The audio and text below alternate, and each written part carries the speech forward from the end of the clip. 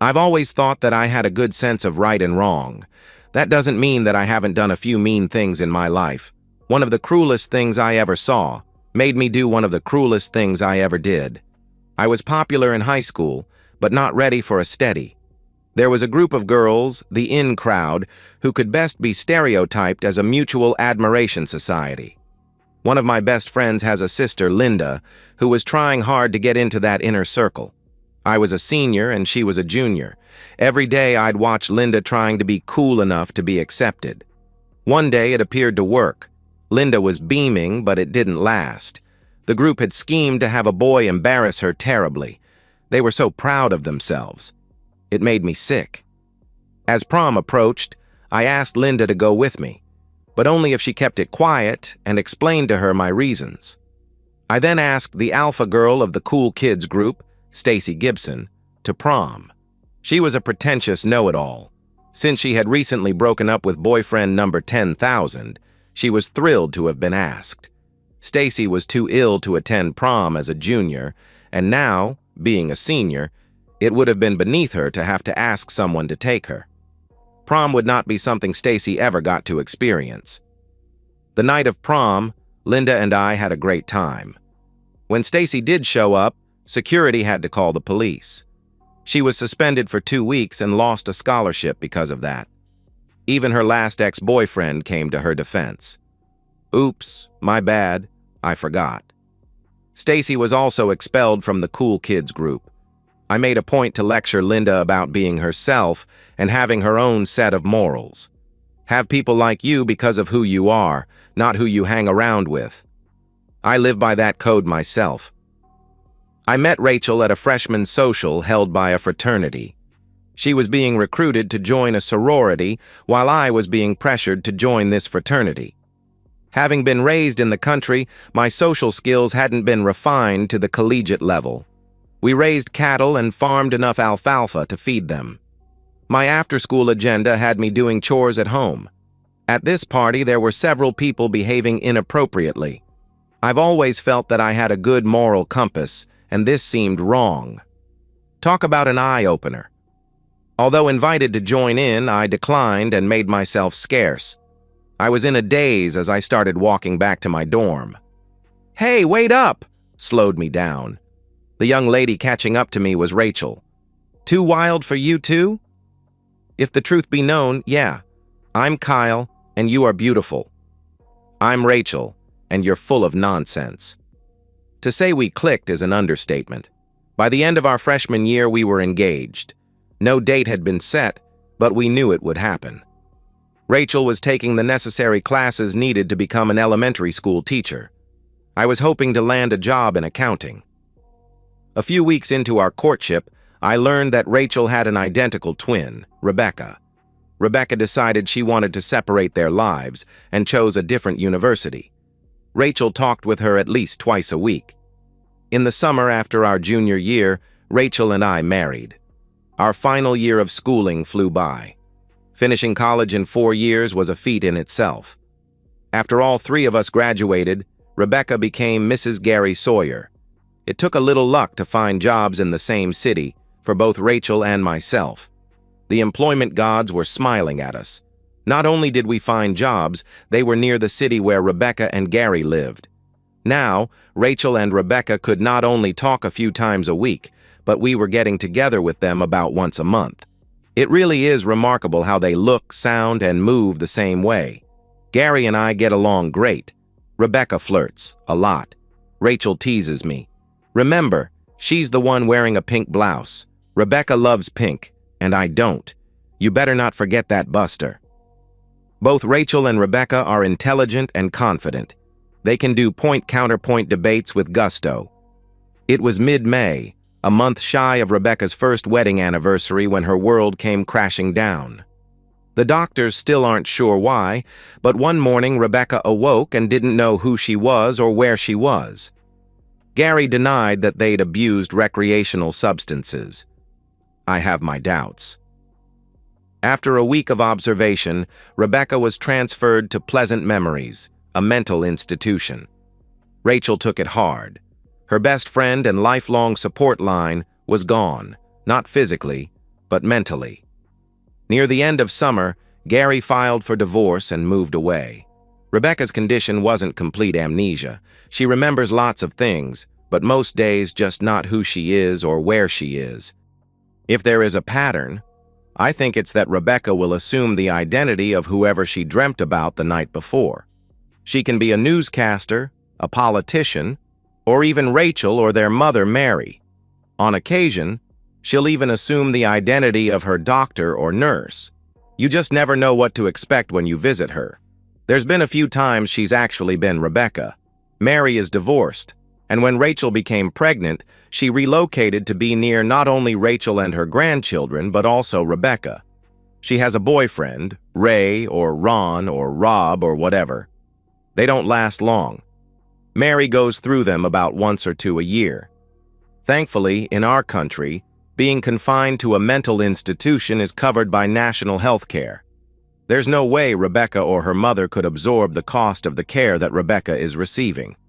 Every other month or so, Rachel and I will check Rebecca out and take her to the zoo or an amusement park. Mary checked her out a few times but quit when Rebecca escaped.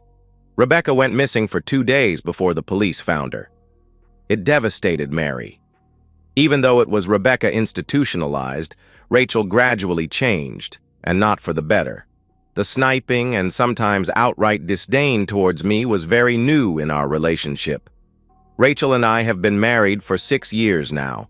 Daniel, our oldest, just turned 4, and David celebrated his second a month before that. I have to admit that raising boys is not for the squeamish. They have a ton of energy and a knack for pushing things to the limit. Don't get me wrong, I love them to death. It was a Thursday, which was also day 2 of my 3-day seminar. Before heading out to dinner, I called Rachel to see how things were at home. I called her and asked, "Hey babe, how was your day today?" She replied cheerfully, "Very good, lots of good discussions back and forth. Anything newsy at home?" I smiled and said, "No, just finished feeding the boys." They're parked in front of the television watching their favorite movie. Headed to dinner? "After we hang up," she answered. "Tomorrow, I should be on the flight that leaves at 3. That should get me home by 7. Give the boys a hug and a kiss from me." I teased her. "And none for me?" "Excuse me."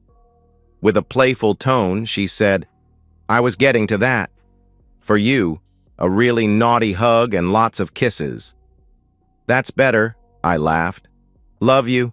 See you tomorrow night." "Love you too." "Good night," she replied, and the call ended. About 15 minutes later, my walk to the restaurant was coming to an end. I didn't make it before Mary called. "Kyle, thank goodness you answered. I tried Rachel's cell phone, but it went straight to messages. If it wasn't important, I wouldn't have disturbed your romantic getaway with her." Daniel and David were running around my living room when David tripped and hit his head against the corner of the bookcase. I think it may need stitches.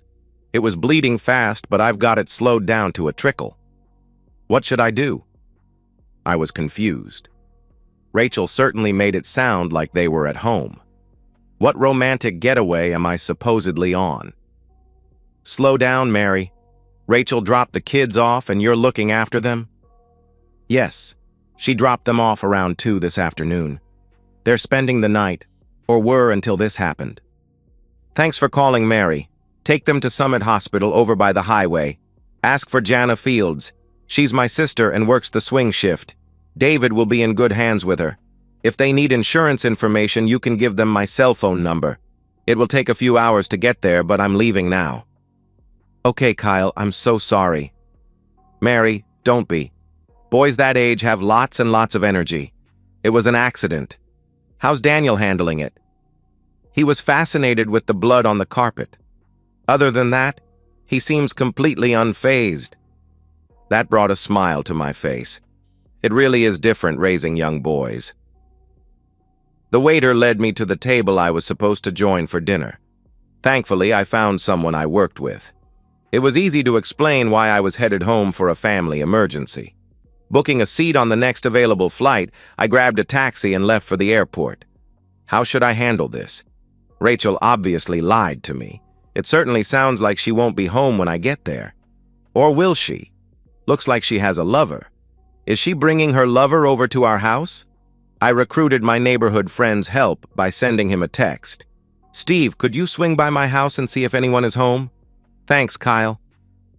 Good timing, as I just left work and am about to reach our exit. A few minutes later, house is dark. No sign of anyone home. I hope this isn't what I think it is. I wish it wasn't what I think it is. I'm there for you, bro. Thanks. Appreciate it. Mary was still at the hospital when I called her back. Daniel was flirting with the nurses and David was restless but showing no signs of a concussion. After a quick update about my projected arrival time, we agreed that I'd meet her at the hospital, or her house, depending on whether they released David. The flight itself went smoothly. Not so much for me. My emotions swung from borderline maniac to tearfully sad. When we landed, I touched base with Mary. She said they were still holding David at the hospital. When I arrived, I found a distraught mother-in-law and a sleeping 4-year-old. Thanks so much, Mary. If Rachel left anything with the boys, I'll pick it up tomorrow. Are you sticking around or heading home? I think I've had about as much fun as I can stand for one day. Let me know what happens with David. Where's Rachel? It's a long story, Mom. The doctor's orders were for David to be held overnight as a precaution for a possible concussion. He hadn't shown any of the severe signs, so that was a good thing. The nurses gave me some blankets and pillows for Daniel. Earlier in the evening, he'd charmed his way into their hearts. I wasn't going to leave David's side. Jana dropped by after her shift and filled me in on David's prognosis. 2 stitches and a possible concussion. There was no activity on my phone from Rachel since I'd spoken with her earlier. I mulled over the possibility that I was completely overreacting. There was no way this was something innocent. I decided to have a little fun with Rachel by sending a text. While you were doing things you aren't likely to admit to, with someone who you aren't likely to expose, your son, rest his soul. Sorry, I can't bring myself to say it. Anyway, I'm taking care of making the arrangements. Don't bother coming home. The easiest way to handle the credit cards was to report them as lost. New ones will be sent. I'll have to move fast in the morning to secure the banking accounts. Rachel isn't likely to know about the brokerage accounts without access to the paperwork at home. I was able to get a few power naps. David had an uneventful night, and all we were waiting for was the floor doctor to approve his release. The morning shift nurses fawned over both Daniel and David. The boys milked it for everything they could. I called Mary and let her know David was doing great. At 8:10, my cell phone buzzed. Rachel had finally turned her phone back on. Let her bother her mother. I let it go to messages. In a perfect world, I would have taken David home before Rachel arrived. As I learned yesterday, I no longer lived in a perfect world. Hearing Rachel's voice down the hall caused my stomach to clench. Where is room 318? I blocked the doorway. Rachel's eyes were red and puffy. She stopped in her tracks when she saw me. My fists were clenched and my eyes were cold. In a quiet voice, "How's David?" "He survived your night of betrayal." "I'm sorry, Kyle." "Oh, nonsense, you're not sorry. Give me a break." "Where's Daniel?" Before I could respond, I heard David behind me. "Mommy! Mommy!" "Please don't kiss him with your lying mouth," as I stepped aside. I'm not a violent person, but my mind was swirling with hateful thoughts. What did I ever do wrong? As Rachel was cuddling David, Daniel returned from his breakfast date with one of the nurses. "Mommy, David was bleeding and it got all over Grandma's carpet. It was so cool. I slept here last night with Daddy. I had cookies for breakfast." This is just absolutely great. I'm going to be a part-time dad. The game is stacked against men. The first thing I need to do is figure out how to get the kids home without Rachel tagging along. The doctor swung by just after 10 and gave David the green light to go home. If he shows any signs of being disoriented or becomes nauseous, get him back in and quickly. We got everything taken care of and we're heading towards the main entrance. "Rachel, Since your car has the child seats in the back, go get it." She didn't bat an eye. The boys and I headed up to the nursery on the 5th level. My phone started buzzing a few minutes later. Somebody wasn't happy. I killed an hour with the boys grabbing snacks from the vending machine. Rather than risk Rachel hanging around my car, I had a rideshare pick us up at the emergency room door. Instead of heading straight home, I went to one of our bank's branch offices. It only took 30 minutes to divide the accounts into two. The boys were busy charming the skirts off of the females in the office. I scheduled another ride. We stopped for tater tots on our way over to Steve's house. I held the driver until the boys were settled in with Steve's wife, Fawn. That only took a few minutes, and then I backtracked to the hospital to pick up my car. Leaving the hospital parking lot, I sent Rachel a text, "Headed to your mother's place with the boys." Hopefully she bites on that and I can get into our house alone. It worked. Before picking up the boys, I'd stopped and bought new locks. Both boys fell asleep with adult seatbelts on. A big fine if I got caught. But I didn't. They were full of energy when we got home. Nothing like a little nap to recharge them. While the boys were watching television and playing with their monster trucks, I set about changing the locks. It didn't take long. Going online, I closed the brokerage account, sending the proceeds to my new checking account. I talked briefly with my parents. Fawn had mentioned that Steve had a friend who was in the midst of getting a divorce. She said she would get me his friend's lawyer's name. That is, if that friend was pleased with the attorney's work. Steve texted me the contact info. After explaining my situation with the attorney, he agreed to drop by the house tonight at 7. My cell phone was buzzing constantly. I knew it was only a matter of time before Rachel was banging on the doors. I was very surprised that she didn't come alone. Mary followed Rachel over. Rachel was pleading her case, quite loudly. "Kyle, this is my house too. Let me in." I went upstairs and opened the bedroom window that overlooked the front yard. "Rachel, you are no longer welcome at this house." "Hi, Mary. Did the little deceiver tell you where she was last night?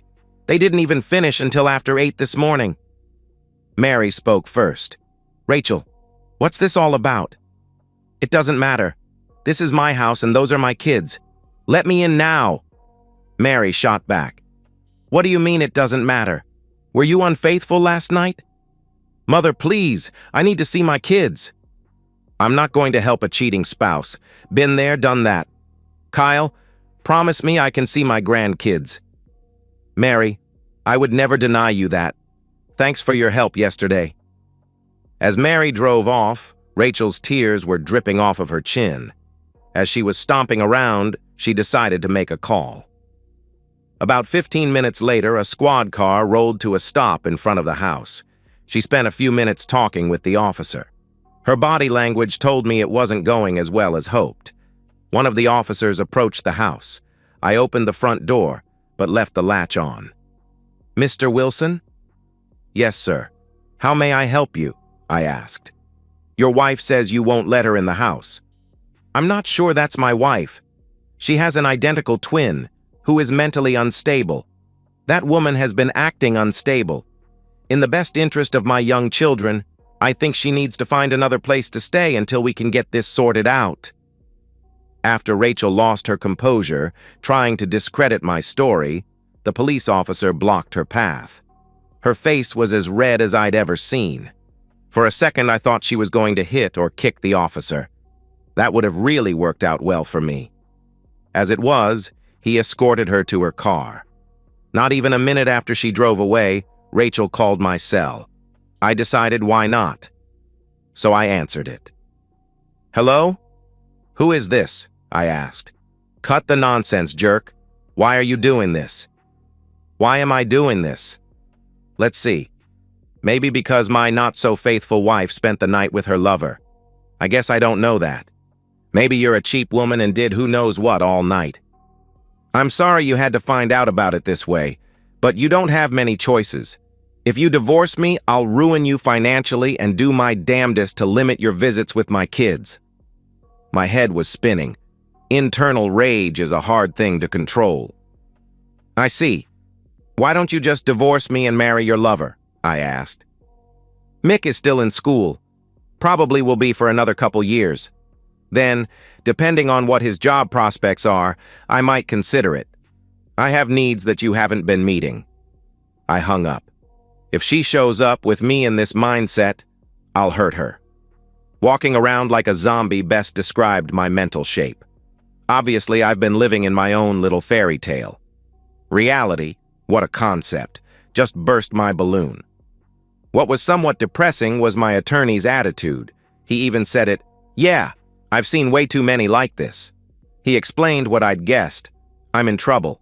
She gets alimony, child support, and I have to pay for somewhere for them to live. The boyfriend can move in, and as long as they don't get married, I have to continue all of those payments. What a messed up system. That's when I came up with my plan.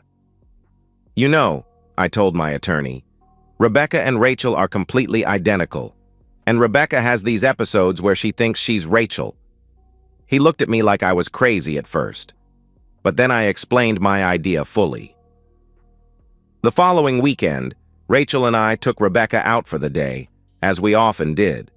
We fed ducks at the park, had pizza, and I made sure both women had plenty of wine. Rachel's medication mixed with the alcohol worked perfectly. She fell asleep in the car.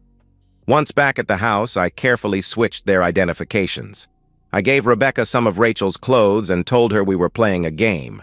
Rebecca, in her confused state, was thrilled to pretend to be Rachel.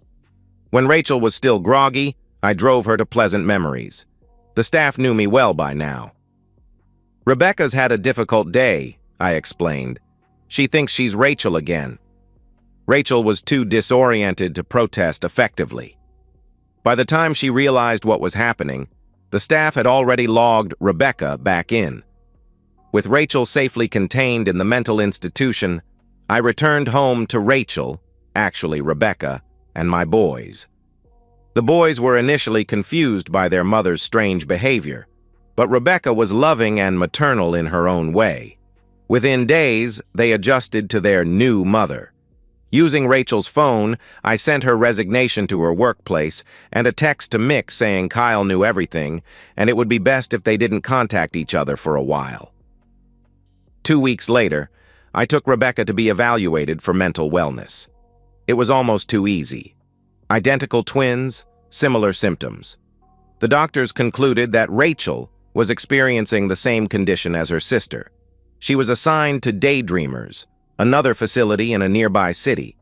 Mary was devastated. "Both my girls? How could this happen?" "Genetics," I said solemnly. "The doctors think it runs in families." Mary moved into our basement to help with the boys. Without her knowing, I visited both facilities monthly. Pleasant Memories to see Rachel, who everyone thought was Rebecca, and Daydreamers to see Rebecca, who everyone thought was Rachel. Rachel raged at first. "Kyle, you did this to me! I'll kill you!" I would simply smile. "Rebecca, nice to see you again. Sorry Rachel couldn't make it today. She says hello." "They're my kids! Those are my boys!" I would show her videos of Daniel and David. "Look how happy your nephews are."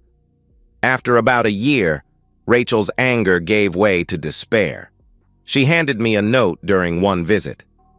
"Kyle, I'm sorry. I had no right to treat you the way I did.